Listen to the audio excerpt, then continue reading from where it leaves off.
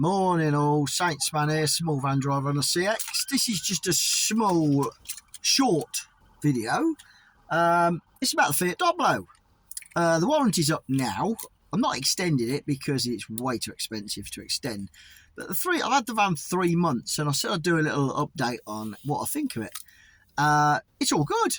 It is. I have done 13,000 miles. And all it's had at the moment, it had a clutch sensor replaced under warranty, which was the first day I got it, which wasn't brilliant. What it did, it was knocking the cruise control off because the clutch sensor was sensing different speed, and that was replaced under warranty, no problem at all. I replaced the oil at 10,000 miles because I think that's a good idea to keep the engine hopefully going. Yeah.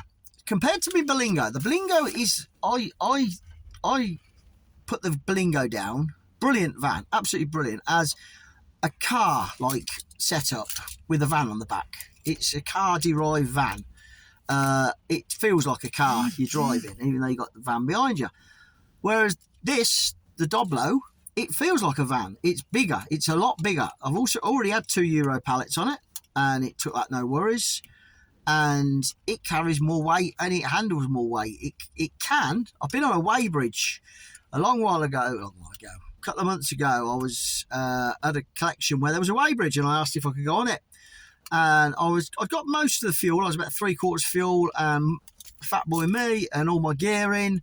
And it come out the weight. I can't think what it come out, but it means I can carry up to about 850, 860 kilos.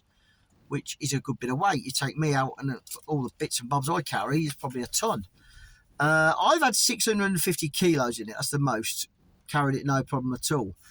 My fuel consumption is less than the Berlingo. The Berlingo I was getting probably 55, 54, average, about 54. This I'm getting just 50. Well, 49.8 and 9 I'm getting. But it's a heavier vehicle. It can carry more weight. Its gross weight is a lot heavier than my little Berlingo. It pulls really well, 6 gears. And whereas my Citroen Berlingo had AdBlue, this doesn't. So I'm saving on AdBlue. So what I lose on fuel, I save on AdBlue. So it's all good. Yeah. The one thing I would say about it, the paintwork on the outside, it feels a bit flimsier, it's a bit thinner rather than the Berlingo. I noticed that because stone chip, if a stone touches it, it knocks a bit of paint off. But I clean it once a week and it's got no rust on it and it runs well. The other issue I've got is a back door catch. You open the back doors to there, and then to open them further you push 2 yellow tags and open it 180 degrees. And they don't, the bolts push in. So when you push the door back, they don't catch. So you open the door and it just opens fully. I'm going to resolve that. I'm going to get a bolt catch, and put it over to hold it. Do it manually, because you can pull it out with mole grips and it holds it for a couple of times and then it just does it again. So that's the only issue I've got. Apart from that, touch wood, it's running great. The bulkhead, this behind me, is going to come out probably around Easter. I'm away at Easter, but it's all bolted in. It's in 2 halves. There's a half there. There's that half and that half. I'm going to take it out because it sticks right in the back of the van. And I've worked out that with a tape measure, I could get 2 standard pallets on it, which I probably don't want to carry because of the weight, but I don't know. But not only that, I will have a curtain that comes down from here. A curtain to come down, and I'll have my flag. So when I tramp in it, the warm air, I'll just move the curtain and the warm air can go through to the back. So in the morning when I wake up, just turn the ignition on like I did with the Berlingo and it's fine. And I have a curtain from top to bottom, so it hasn't got a firewall, but it's got struts going across that will stop anything coming forward. And I strap everything as well. So that's what I'm going to do at Easter. I'll show you that when I do it. I'm not going to do it yet because it's too cold to tramp. And yeah, that way I'll have more room. And I'm going to put a camp bed in the back. I've got a low camp bed that I use for fishing, and that's going to go in the back. So it'll be more comfy sleeping. But yeah, so the overall, I'll get outside and show you, but it's absolutely pissing down around. I'm in Walsall. No, I'm not. I'm in Great Bar. I'm waiting for an engineer.